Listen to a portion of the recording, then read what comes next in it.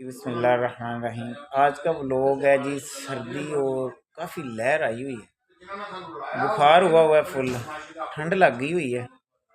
Medicine ली है।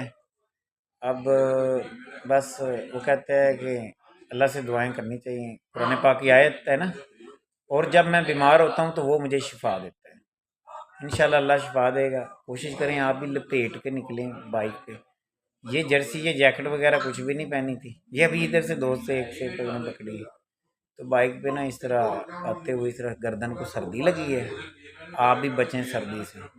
और बच्चों के काम जो है, स्टूडेंट के, उनके काम चेक करें। इतनी ठंड के अंदर कुल्फियाँ खा रहे हैं, बर्फ़ वाली कुल्फियाँ खाई जा रहे हैं। अंदाज़ा करें, ये स्टूडेंट के काम चेक करें भाई। नहीं करें, यकीन कर लें। ये कुल्फियाँ ठंडी ठंडी, आग पहले, मुझे तो पहले सर्दी, मैं तो देख के मज़ीद सर्दी लग जाती है, मज़ीद ऐसे ठंड लगती। कोशिश करें, ये गले ख़राब करती हैं। बच्चे अपना ख्याल रखें सब।